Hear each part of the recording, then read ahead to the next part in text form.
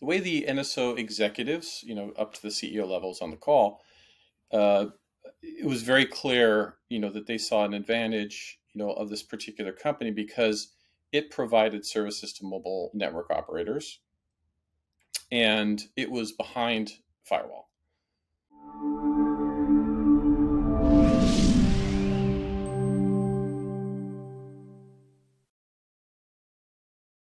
So before you started working at Citizen Lab and uncovering some of the mobile surveillance, give us a little bit of your background and what you did before and how you got to Citizen Lab.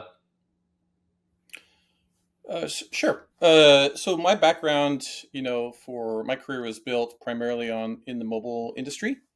So I spent some time at AT&T, ran some product development, was responsible for device technology requirements.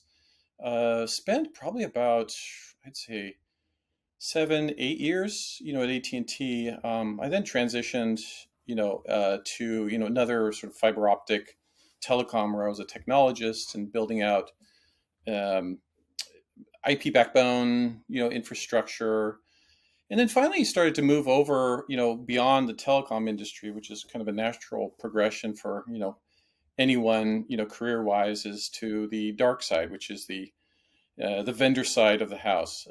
So I worked for a company called Cineverse Technologies.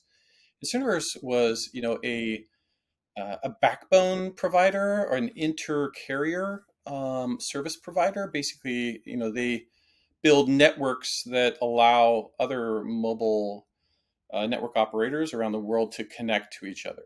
And that's important, from a security perspective, because whenever you, as you can imagine, whenever you connect four networks together in a private or pseudo-private network backbone, all kinds of bad things happen, especially if they're not supervised properly. And what I mean by supervised is meaning setting up a secure environment to ensure that outsiders don't allow themselves to get into that secure and highly vulnerable backbone network. And this is kind of leading to the whole security story.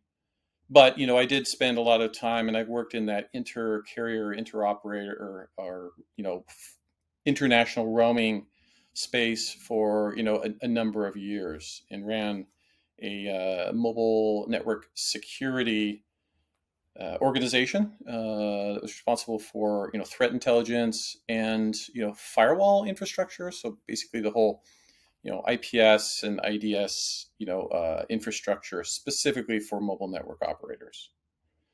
And that background really is a niche area that a lot of traditional cybersecurity folks don't have a lot of exposure to it, but it's nevertheless an extremely volatile, I'll just put it that way, security environment, meaning hundreds of actors, if not more, have been able to penetrate these networks and, exploit those vulnerabilities. And, after spending some time in that space, I decided to, leave, and really with the objective of increasing level of transparency into what is happening out there. And as a part of that, I provided a number of disclosures, to Congress. Did a lot of stories, with the Guardian, was a good partner. Washington Post, TechCrunch, just a number of them. Some of the Pegasus project elements, because I did meet people from NSO Group, with a very sort of sketchy meeting where they wanted to purchase access to the private networks, and I did disclose that to DOJ, and had some discussions with them, and there's some stories about that as well. So that kind of leads me to where I'm at now, right? And getting hired by Citizen Lab and working with them for the last 2 years, and primarily on contract basis. As a security fellow, really kind of focusing on that, that network side, that mobile network side, just because of the fact of what I mentioned before. It's a very niche area that a lot of folks don't have a lot of knowledge in, and there's a lot to tell. Yeah, I think it's a very interesting space because of how many security implications there are, especially like in a mobile network. When you connect into it, you're giving a lot of trust to them. You're basically leaving a port open on your device. As well as we've seen over the past year, I know there was a report by CISA and the FBI that Chinese state-sponsored hackers had breached a bunch of ISPs, and I believe they got into the Radius servers. So it sounds like you've seen a lot of threats like that over the years targeting U.S. subscribers, whether in the U.S. or abroad. Can you talk a little bit about some of those things you've seen? Yes, yeah, I mean the nature of those vulnerabilities, as you mentioned, is this private backbones called the IPX, and so a lot of your listeners could Google that, and really kind of understanding what that backbone network is all about. Originally, it was intended to transport uh, roaming signaling messages, between operators. Over time, I think the the IPX vendors themselves started to open that up to other network operators. And so what you found were, things like HLR queries, which basically means, hey, Tom, I have your phone number, but, what I really want to understand is, approximately where you are. Is your phone number live? Is your phone turned on? If so, are you in the US or are you roaming on another carrier's network? An HLR query is really intended to provide that level of visibility, and it's used primarily, in an SMS, traditional SMS transaction, because the networks around the world know your IMSI, which is an identity that's married to your phone number, which is your MSISDN. And in order to do that translation from MSISDN, which is your phone number that I'm sending a text message to, they need to perform an HLR query, and that's just a normal part, of the SMS call flow. But what's happening is that other entities are using that for things like call routing to check if your phone number is legit and it's on and it's been allocated to a network operator. All these things can happen on HLR query. Well, threat actors use that as well, clearly, because once they have your MZ, they conduct a number of attacks. And those open ports that you mentioned, when you look at international roaming, operators have to open up their networks to other operators in order to get the signaling messages. And this is what these signaling attacks are all about.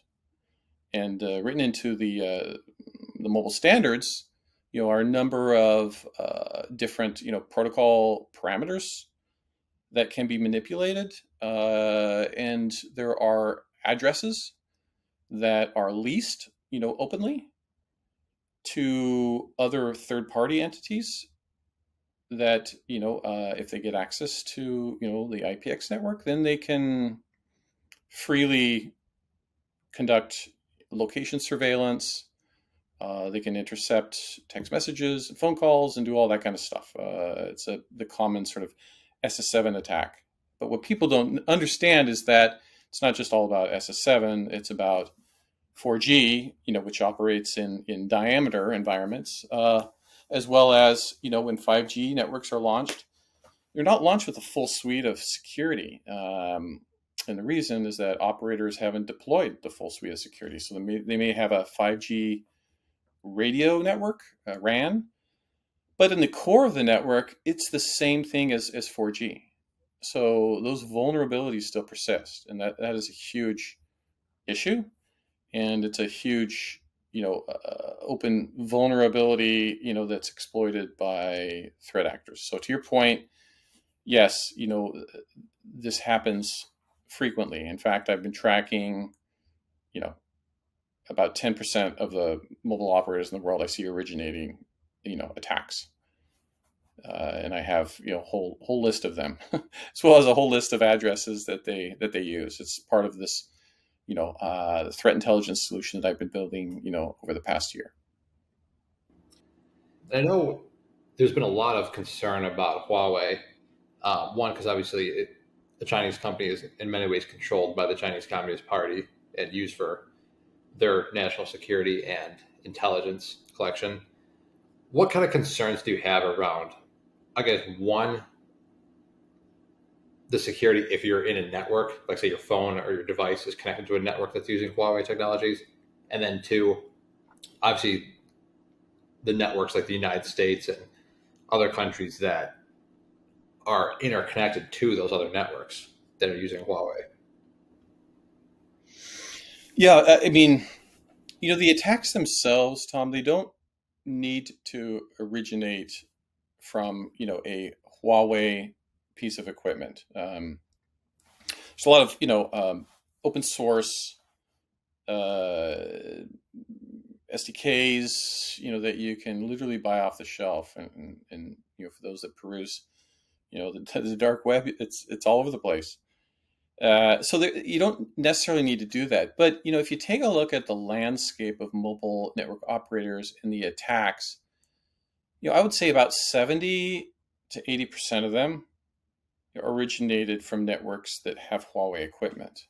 Moreover, I did an analysis, in Mexico, some Mexico equipment, and taking a look at there's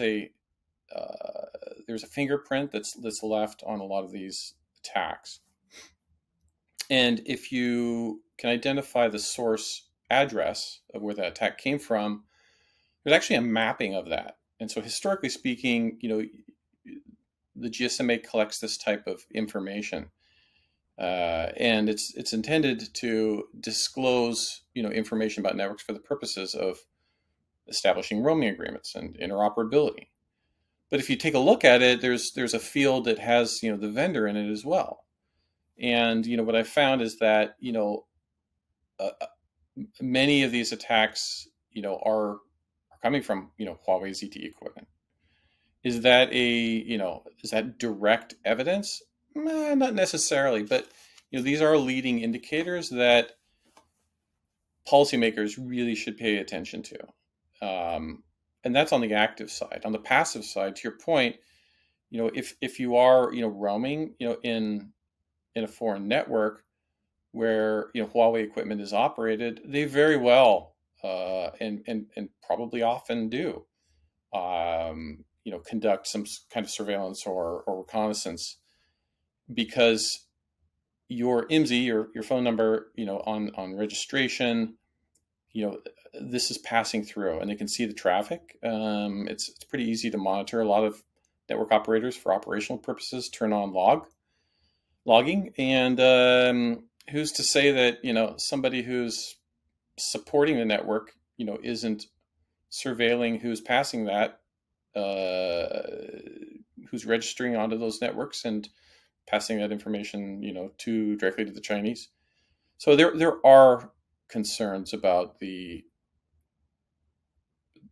level of risk associated with Huawei and just their track record, right? To put it very directly. So you mentioned NSO Group trying to buy access. It sounds like through the ISP and through the mobile carriers. Was that in the U.S. they were trying to do that? What happened with that?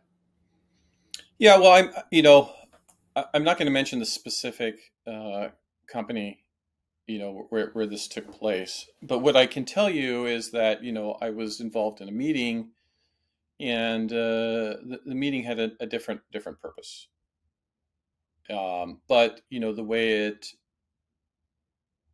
way the NSO executives, up to the CEO levels on the call, it was very clear, that they saw an advantage, of this particular company because it provided services to mobile network operators, and it was behind firewall. So, if you can imagine, hundreds of operators, in a company that sits, behind the firewall, and them, actually purchasing, access behind that firewall, it is a huge, huge concern. And so, that was something that I did, end up disclosing, that the details, of those conversations, the nature of it. And, you can find that on, Washington Post and The Guardian. There's a couple stories about it. But, to make a long story short, NSO Group historically, they operated this,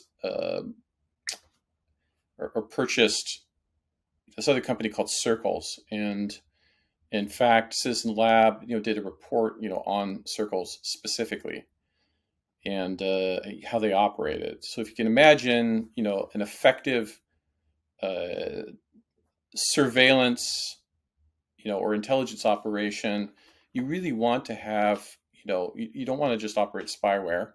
You want to be able to, access networks and, conduct surveillance on the network. And you also want to do it, on device. And if you have access, globally to both, you have the most effective surveillance solution in the world. Pretty reasonable to say that if you have access to the network that the phone is connecting to, that you could perform some sort of man-in-the-middle attack, and potentially they could install spyware on your phone just through the mobile carrier. Is that right? Oh, I think that, it might be safe to say that, looking at the the ways that, Pegasus was distributed, on 0 day, and using things like iMessage and silent, messages that, people don't even see, and Citrox did the same thing. Uh, that it's, conceivable that you are absolutely correct, because, once you are in that network, you can actually construct, a message, and, have it sent directly to the device silently from the network, and you don't even know where the source is. So, the answer is yes. Provided that there is access, there's always a distribution, mechanism for, really, really malicious, malware. So that is a, really kind of the big story, in terms of, advanced attacks, from advanced mobile attacks, and spyware distribution may not be, the obvious ones. It may actually be something much, much more sinister, which is, actors that have access to both network and, have distribution, mechanisms, that you end up finding spyware on. And a lot of, threat intelligence, threat advisory, in private cybersecurity, they don't know exactly where this message come from. It could come from, third party app store, could come from a Telegram channel. It could come from, an SMS link, a fake web page. There's a lot of different ways to distribute it, but there's a lot of unknowns as well at the same time. And it, just what may happen, is that, you've got advanced actors that, are implanting, 0 days on devices people don't even know about. So that's, an area of study that, I'm pursuing, now. Yeah, it seems like one thing that's very challenging about that, especially with mobile devices, at least from kind of like an enterprise security person standpoint, is that there's not a lot of security controls on mobile devices. Unlike, if you're, say, managing a device in a in an enterprise network, there's going to be an EDR, there's going to be a firewall, there's usually some sort of logging capabilities, as well as a bunch of other security policies put in place. It seems like though a lot of them, from reading some of those reports, a lot of them are going through they're using Apple's infrastructure, like their functionality, to send it like say an iMessage, because that would have to go through the iCloud and then to the device. So it seems like that's really the main area where it can be detected if it's possible.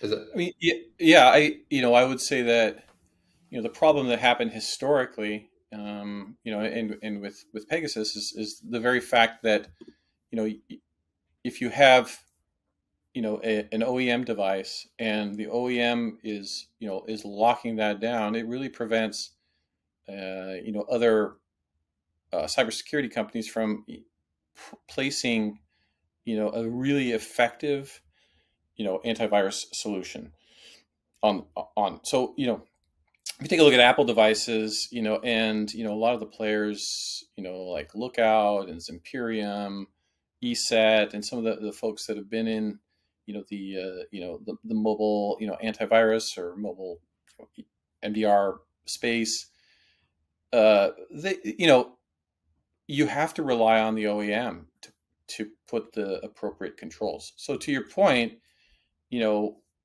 your security is only as good as the OEM security is, and that might be a scary thought to a lot of people. And I think there are improvements that are happening, but for a long time, malware is being distributed, on Google Play Store for years, until they really started to pay attention to what's going on, and implementing, through their screening process and their onboarding process, the ability to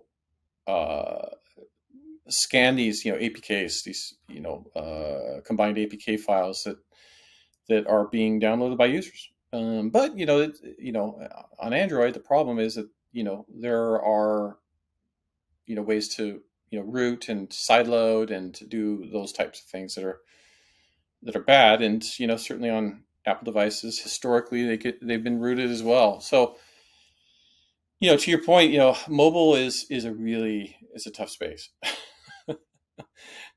And more and more people are putting sensitive content. They're being used for a lot of enterprise applications.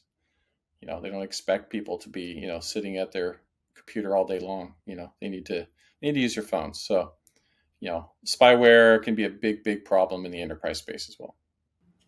What about, 'cause I know there's one technology that we've used with customers, kind of SASE, Secure Access, Secure Edge, which I know a couple of vendors do offer that for mobile devices. Has that shown any protection? Because it basically tunnels everything into a firewall where then it logs everything. Not to say, obviously, a lot of these spyware operators and cyber criminals are going through proxies, but has that shown any efficacy at all? Yeah, that could be effective. Just monitoring the traffic and looking for things like phishing attacks or really unusual traffic patterns. You know, um, as traditionally, you have a device and it's exposed open, and I personally use SAS as well. So I having the ability to look end to end, on at traffic, is really an important element, in mobile device protection. I think from an enterprise perspective, there absolutely are solutions that should be put in place. But for those that just the community at large, that is exposed, there's little protection because frankly, they don't believe a lot of the stuff that's out there, or they are simply just not aware, or aware of solutions out there can help protect. So absolutely, I would recommend that to take place, and there is protection. It doesn't provide complete protection, but it is it's better than not. To shift gears a little bit, so you recently released a report about the mobile network surveillance going on, surveillance and censorship going on in Iran, and kind of what that infrastructure looks like. Can you talk a little bit about that? Sure. Yeah. So this had really sort of come out of the blue.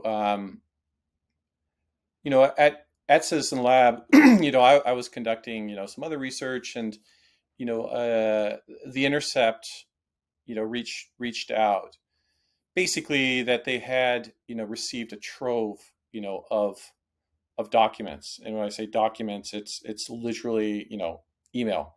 And there was and an entity, organization, a person, I won't say who it is, but that had gotten access into a mobile operator's email server and had been able to dig up years of email communications. And as part of those email communications, there was a discovery that there was a an organization called the CRA, which is the Communication Regulatory Authority of Iran. And what the CRA does is they basically act as in the U.S. you would say an FCC, but they also have a bit of a law enforcement element to them as well. And as a part of their that this discovery process, in combing through all these emails, really brought forth some requirements that the Iran CRA had of all mobile network operators, that they must comply with what they call this sort of quote unquote legal intercept system.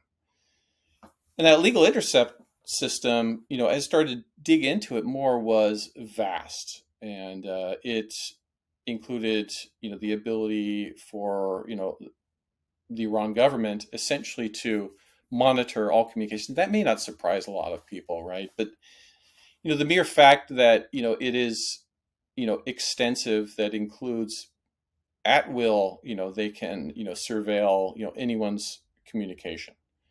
From text messages to who's calling, call duration, calling what country, calling people, and then actively approve or deny someone's ability to buy a mobile subscription. What they don't want, we discovered, was if you have a phone in the US, you can buy 10, 20 phones. It doesn't matter, but they don't want people to have multiple phones. And you could probably understand, why, is they want to know who is communicating, and they want no, misunderstanding that, oh, it could have been my child, that's using, my phone. It's like, they don't allow that to happen. So if you try to, purchase another SIM card, say, boom, you will get denied. That's stated directly in the documents. Moreover, there's a control element as well. So, if they want to take, Tom Kelly's phone, and they want to block, access to a certain site or a certain app, they have control, of the DPI infrastructure as well. So they can, enforce block. They can enforce uniform blocks. They can enforce blocks at a geographic level. So that level of control is there. They also can, switch your access network as well. So, they don't have 5G infrastructure yet, but, they can, take you from 4G or 3G down to 2G. Basically, your phone would be crawling. And that's done to, suppress, certain type of, application communication. Using 2G, with any kind of modern app is not going to work. But, the user is not going to know that. They may think that there's just some network congestion. So, that level of control and surveillance, down to, specific localities or specific cell sites, and find out who are all the people, that are at this particular location, because they know, of all the cell IDs. That is something that, democratic governments do not have, direct access to. But in Iran, it is a requirement. You will not launch, a mobile network unless you comply with all of, their requirements. And they've built out a vast infrastructure to support that. And, that was what, the Intercept report, and then the follow-on report from Citizen Lab that I led, was really intended to, expose, a lot of that activity. It sounded like, too, that they were using it for a spyware campaign, from what it sounded like. Could you talk a little bit about that? Well, I think, this kind of goes back to what we discussed, a little bit earlier.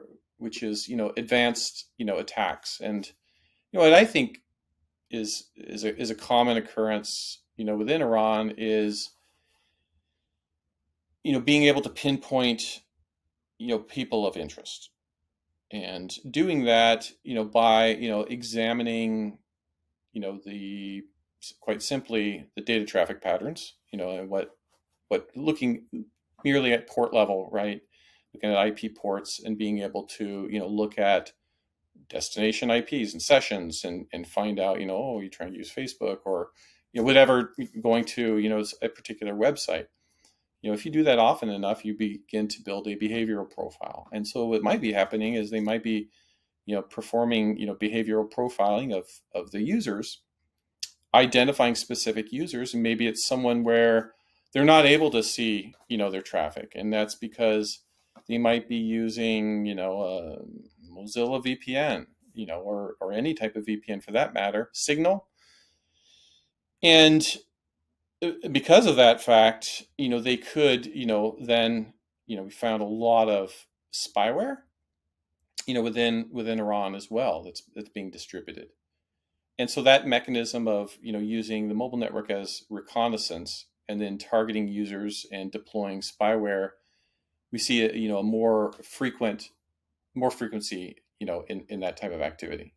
And in fact, if you take a look, there are a number of stories about different types of spyware that are being deployed throughout Iran.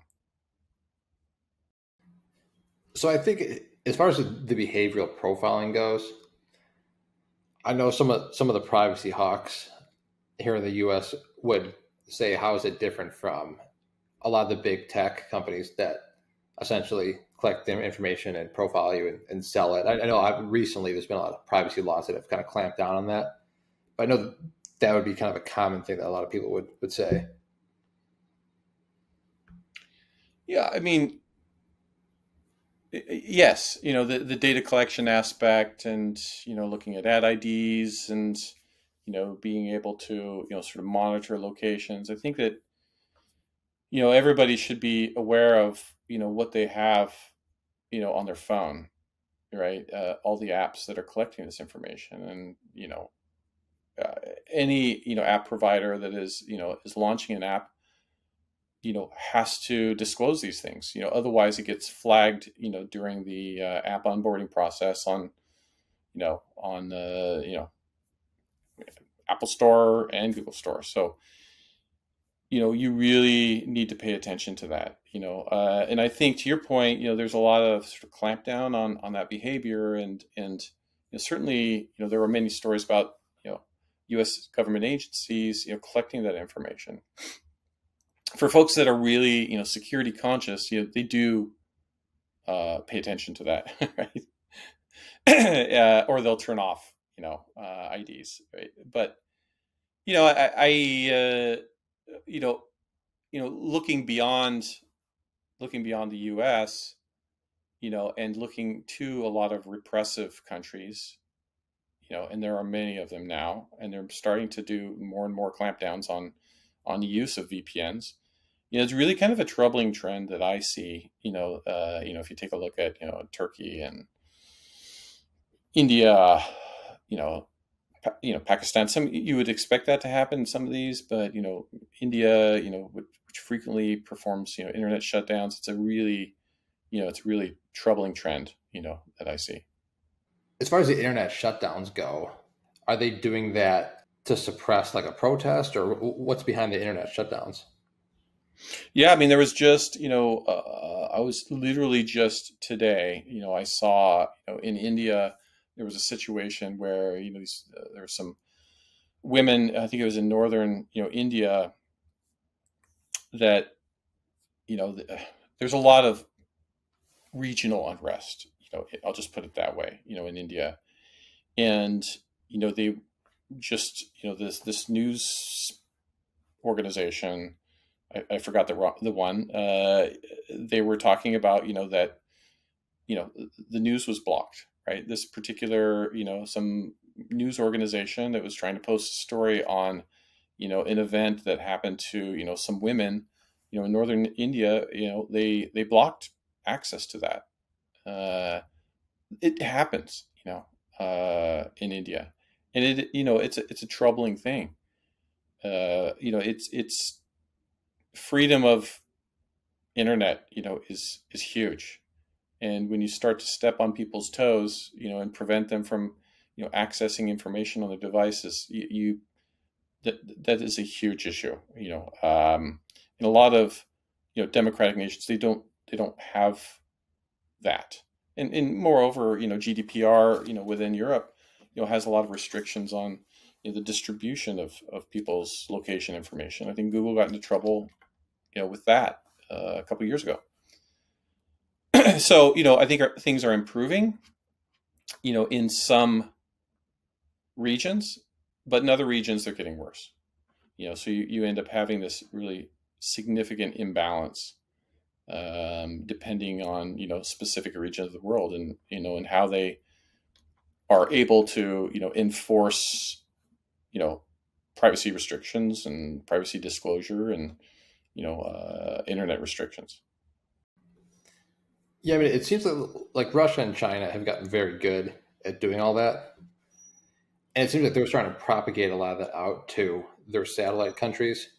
But one thing I thought was interesting in the report was that there were some vendors in the West, whether it was the U.S. or Canada or elsewhere, that were involved in some of this infrastructure. What has their reaction generally been? Because as far as the U.S. goes, I mean, those are heavy duty allegations. Like Iran is a sanctioned country. Yeah. Yeah. And this came up, in the email communications, where it was very clear, what was happening, and, in the Citizen Lab report, I thought it was important to really expose a lot of this activity. I think, to your point, the mobile industry, and having worked in the mobile industry, is shady. I'm not gonna lie or beat around the bush. It is, these companies are trying to strike deals. So it's not like an enterprise environment. I mean, these are big multi-million-dollar deals that are taking place. And as a result, winning these deals, there are some vendors that sort of specialize, in these doing deals with tier 2 and tier 3 operators. The one, out of Canada, it's a Port of One. They were, basically a CRM system vendor. Basically, they provide infrastructure that supports, billing, and, billing, invoice collection, and, SIM activation, and things of that nature. So it's really surprising and disturbing, that kind of thing can happen. With regard to sanctions and how that applies, I think there are some clever ways to get around that, and we saw some of that activity as well. In other words, if you are vendors that are trying to deal with, an Iranian operator, vice versa, that Iranian operator could use an intermediary. So there was a UK intermediary in this particular case, that was writing POs, and you could see this sort of communication chain, going back and forth. It's very clear what's happening. That the vendors knew who they were dealing with, but at the same time they were taking very measured approaches so that they weren't exposing themselves.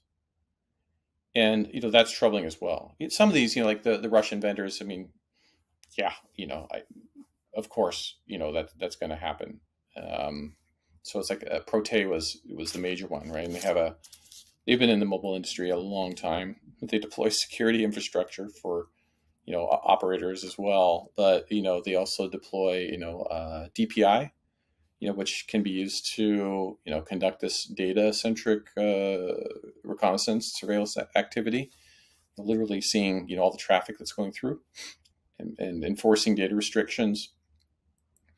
And that didn't come as much of a surprise, but the Western company that that was identified, and the UK company, did come as a surprise.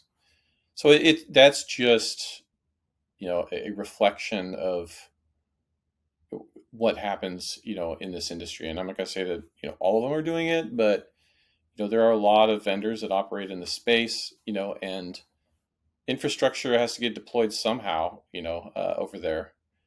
And vendors are deployed, right? So it's not all homegrown stuff within the country of Iran. They have to get infrastructure from somewhere. And that somewhere, very well may be, as reflected in that story, vendors that operate, in democratic countries. Yeah, I thought that was somewhat surprising, although I guess it's not unprecedented. I know Google back in the 90s made a lot of concessions to the Chinese Communist Party as far as what they were going to censor and things like that.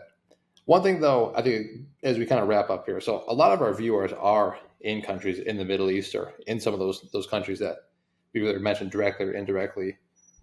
What would you say for them, like the assumed vulnerabilities are, and what are the mitigations, if any? Well, I think one is that, you should, yeah, you should take a stance, an assumptive stance that if you are, located in a lot of these, repressive countries, and there's a whole list of them, that, you should assume that the government has the capability, and likely, integration with network operators. And I'm not just saying mobile operators. I'm talking about, internet service providers as well. So when you're using services, and even something like Signal, and I'm not, I'm not pointing a finger at Signal at all, but, you know, it's pretty easy to pick up the fact that somebody's using Signal, right? You can look at, well-known ports, and it's not rocket science to, configure DPI or be able to, analyze, well-known port values that are used for VPN and used for WhatsApp, Signal, and anything else. And those analytics can provide that, right, and start to profile you. So what you need to do is you need to be careful, you need to be thoughtful, about the apps that you use, and kind of put yourself in the shoes of the person that's surveilling you. It's like, well, what is going to raise suspicion? If you are using VPN 24/7, it is likely going to raise suspicion. If you are communicating on Signal 100% of the time, it will probably raise suspicion.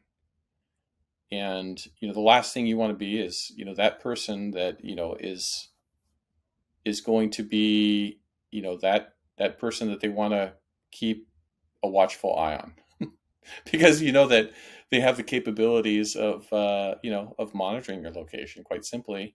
And even if they want to, a mechanism to deploy spyware. So my guidance would be, try to protect yourself as much as possible. Understand that your communication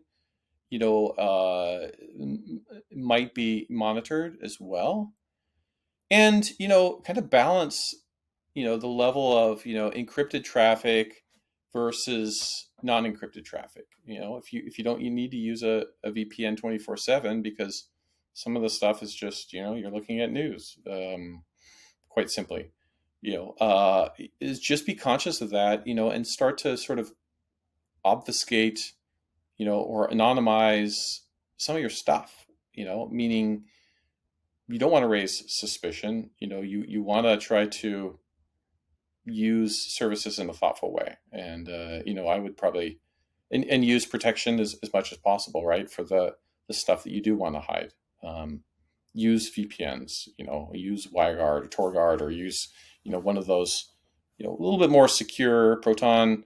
And, and I'm not trying to advertise anything, but also, use, an antivirus client, like a Lookout's Imperium, or one of these. They all do a good job. I'm clearly, they don't block everything, but they do a good enough job to protect against a lot of the really bad stuff out there. And that would be my suggestion. You mentioned obfuscation. What about like technologies that are using, like for example, like a chat app that's going through HTTPS, which is a pretty normal protocol that would easily blend in. Have those been targeted at all? Like, I don't know if WhatsApp uses HTTPS, but um, Well, I mean, I would keep in mind that, as good as HTTPS is at, encrypting your client server traffic, you know, there are, techniques to, because of CERT, right? And a CERT is, a sent and declare, and, if people can pick up, if an adversary can pick up a CERT, they could, identify, you know, what type of application you're using, with HTTPS. And other, there are other sort of techniques, in terms of, looking at, IP address, that there's, a number of services that, map, HTTPS IP to, to basically catalog, the app traffic. They may not be able to pick up all of your stuff, right, because it is encrypted. And in fact, most, internet traffic, most Chrome traffic is all encrypted. So, and it all uses HTTPS. So, there are other techniques that adversaries use to kind of pick up and profile your behavior. But, yeah, I mean, it's tough to break in, but it's not impossible. So, if you have an adversary that's determined enough or has deep pockets, they can get access to, they can break in and identify keys, to some, apps. But it's a tough thing to do, and some nation states may not be interested, in doing that. They may, if it's working good enough, like what's happening in Iran, with the infrastructure they built, it serves a purpose and it meets their need, and they may not, need to deploy a any more infrastructure because they've built a massive infrastructure and require every single mobile operator to comply with it. yeah, that makes a lot of sense. Well, this has been awesome. I appreciate you coming on. If people want to follow you for more insights, where's the best spot? Yeah, I mean, my email address is on, Citizen Lab website, in staff. They can also go to, surveillancemonitor.org, reach out to me there. Reach out to me on LinkedIn, whatever. Okay. Hey, well, thanks so much for coming on. Thanks for having me, Tom. Appreciate it.